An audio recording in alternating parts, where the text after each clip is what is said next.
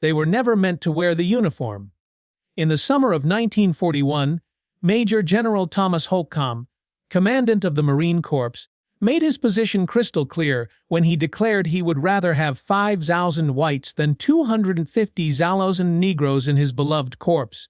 The Marine Corps, unlike the Army and Navy, had successfully resisted integration since the American Revolution for nearly 167 years. No black American had earned the title Marine.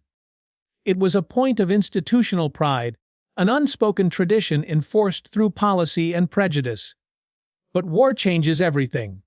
When President Franklin D. Roosevelt signed Executive Order 8002 in June 1941, prohibiting racial discrimination in the defense industry and federal government, the Marine Corps had no choice but to reluctantly open its ranks. The first black recruits arrived at Montford Point Camp, a segregated training facility adjacent to Camp Leo in North Carolina, in August 1942. They stepped off buses into a world of swamps, snakes, and systemic racism. They were not welcome.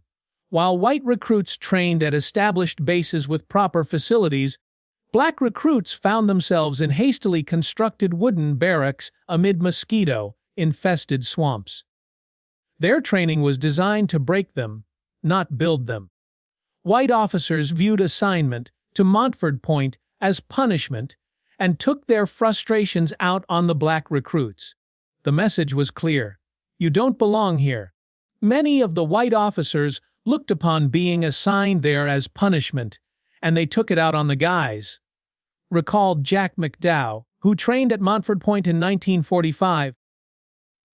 The drill instructors seemed determined to prove black men couldn't measure up to the Marine Corps' exacting standards.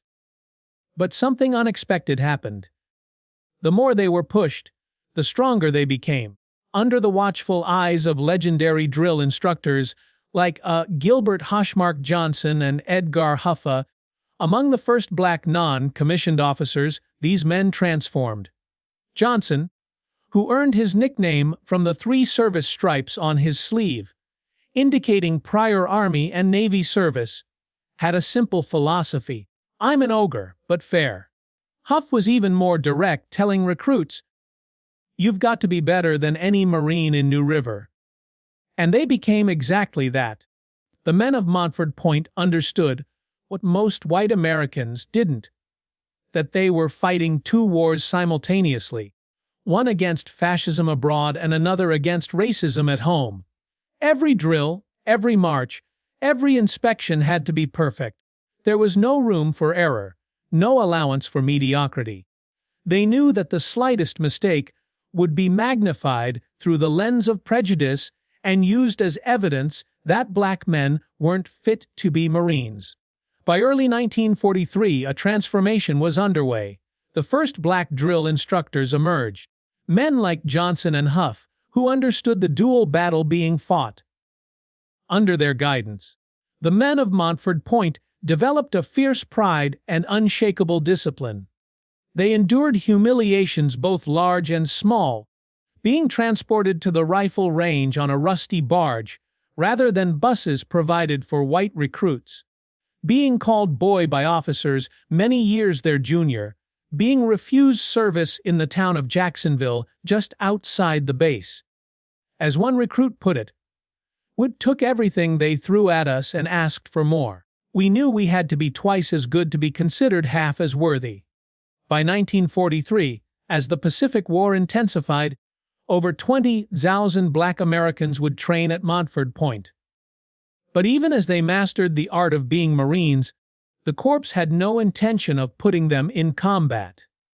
Instead, they were assigned to ammunition and depot companies, service support roles, where they would load supplies, handle ammunition, and stay far from the front lines. The Marine Corps didn't believe black men could fight. The Japanese would soon prove them wrong. The first Montford Point Marines deployed overseas in 1943, primarily to support roles in the Pacific Theater. They served at Saipan, Guam, Peleliu, and Iwo Jima, bloody battles where they caught glimpses of combat's ferocity, but largely remained in supporting roles. Japanese propaganda specifically targeted these black Marines, distributing leaflets that portrayed them as cowards who would run at the first sign of battle. Tokyo Rose, the infamous Japanese propagandist, dedicated entire broadcasts to undermining black morale, suggesting they were fighting for a country that didn't even consider them full citizens. The propaganda backfired spectacularly. Instead of demoralizing the black Marines, it steeled their resolve. They had something to prove, not just to the Japanese, but to their fellow Americans and to themselves. The true test would come on Okinawa. The morning of April 1, 1945, dawned with an eerie calm over the shores of Okinawa. Easter Sunday.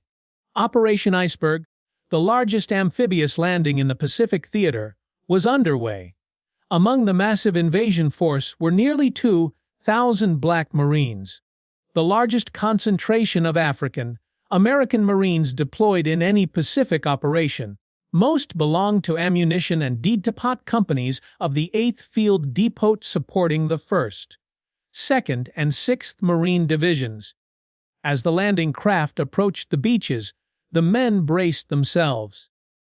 They had heard stories from Iwo Jima where the landing beaches had turned into slaughterhouses under withering Japanese fire. Many said silent prayers as the ramps lowered. They expected hell. Instead, they found an almost vacant shoreline.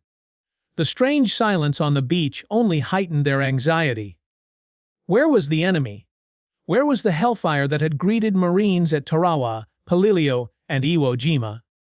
The Japanese commander, Lieutenant General Mitsuru Ushijima, had abandoned the traditional beach defense strategy. Instead, he'd withdrawn his 100 Zalosan troops into the island's rugged interior, where they'd prepared an intricate network of caves, tunnels, and concrete bunkers. It was a strategy designed to maximize American casualties and break the will of the invading force. The initial landing went unopposed, a tactical surprise that would soon give way to some of the most brutal fighting of the Pacific War. Private James Anderson of the 36th Marine Depot Company remembered the surreal calm as they landed. It felt wrong, like walking into a trap. He later recalled, "We'd been told the Japanese considered us inferior fighters, but we were determined to prove them wrong. We might have been segregated, but we were still Marines." The beaches were quickly secured, and the combat Marines pushed inland toward the island's mountainous spine. The black Marines of the ammunition and depot companies moved to establish supply dumps on the beach head. Their orders were simple: unload ships, stack supplies, distribute ammunition, and stay out of combat. But on Okinawa, as one veteran put it, there was no rear area. The entire island was a battlefield. For the first 2 days, the American advance proceeded with surprising ease. The men of the 36th and 8th Marine Companies worked around the clock to move supplies from the ships to the shore. Tons of ammunition, food, medical supplies, and fuel were stockpiled to support the combat divisions pushing inland. The work was exhausting, but relatively safe. Then on the 3rd day, everything changed. The true nature of Ushijima's strategy became clear. The Japanese unleashed a coordinated counterattack across the island, including infiltration units that slipped behind American lines to target supply areas. Simultaneously, waves of kamikaze aircraft, the dreaded Divine Wind, targeted the Allied fleet offshore. Private First Class Robert McFadden and his comrades in the 8th Marine Ammunition Company were organizing an ammunition dump when the attack came. Japanese mortar rounds whistled through the air, exploding among the carefully stacked artillery shells and rifle ammunition. The secondary explosions ripped through the dump, sending deadly shrapnel in all directions. Death came from anywhere to anywhere, McFadden later recalled. There was no shelter, no defilade, and no concealment. What happened next would change the narrative forever. These men, who had been told they weren't fit for combat, who had been trained primarily for service duties, grabbed their rifles. They didn't retreat. They didn't panic, though they fought. Sergeant William Jenkins, originally a chaplain's assistant, found himself manning a .30 caliber machine gun as Japanese soldiers attempted to overrun the position. Private Leo Mann, another black Marine, dove into a foxhole when Japanese mortar rounds began landing around him. His only thought was to pray, not just for his safety, but remarkably to forgive the Japanese for their actions, even as he prepared to defend himself. The firefight lasted through the night. By dawn, the ammunition dump was secured, but at a cost. 5 black Marines lay dead. 12 more were wounded, but they had held the line. The supplies that would fuel the American advance remained intact, because men who were never supposed to see combat had fought like seasoned warriors. The pattern would repeat itself throughout the campaign. As the battle for Okinawa intensified, the carefully drawn lines between combat and support units blurred beyond recognition. Black Marines found themselves performing tasks far beyond their training or assignment. They became stretcher bearers, retrieving wounded white Marines from the front lines under intense enemy fire. They operated as impromptu infantry, setting up defensive perimeters around vital supply areas. They drove trucks filled with ammunition and supplies to the front, navigating roads exposed to enemy artillery and sniper fire. Lieutenant Lawrence Diggs, one of the few black officers, remembered, "Why we're told to stay in our lane, to stick to supply duties. But when shells start falling and men start dying, there are no lanes anymore. There's just a mission, and Marines who need to accomplish it." The geography of Okinawa made the battle particularly grueling. The island was only about 60 miles long and between 2 and 18 miles wide, but its terrain was a defender's dream and an attacker's nightmare. The southern part of the island, where the Japanese had established their main defensive line, was a landscape of steep ridges, deep ravines, and heavily fortified caves. Every hill had to be taken individually, often at a terrible cost in American lives. For the Black Marines, this meant constantly pushing supplies closer to an ever-changing front line. Supply dumps had to be established, defended, and sometimes abandoned as the battle lines shifted. The work never stopped, not even during the torrential rains that plagued the campaign, turning roads into mud rivers and foxholes into miniature ponds. By late April, the Japanese resistance had stiffened considerably. The American advance slowed to a bloody crawl.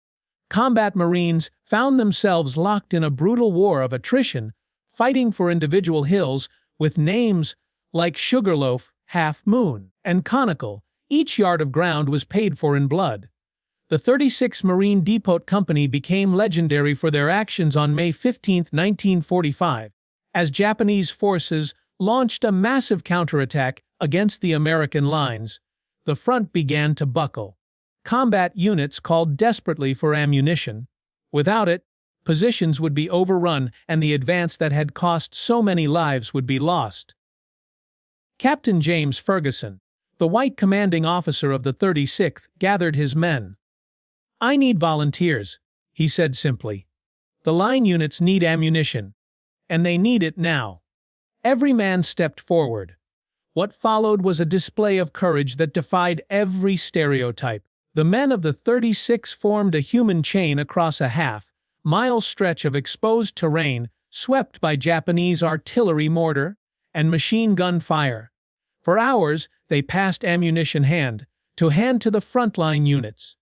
When one man fell, another took his place. They worked through the night, their faces illuminated only by the flash of explosions and the burning vehicles that dotted the landscape. By morning, over a dozen were wounded, but the line held. The Japanese attack faltered and broke against a wall of American firepower. Firepower delivered by black hands that weren't supposed to be capable of such courage. Private First Class Howard Porter remembered the night vividly. The noise was deafening, shells exploding, men shouting, the crack of rifles. We could see the tracers flying overhead like deadly fireflies, but nobody broke the chain.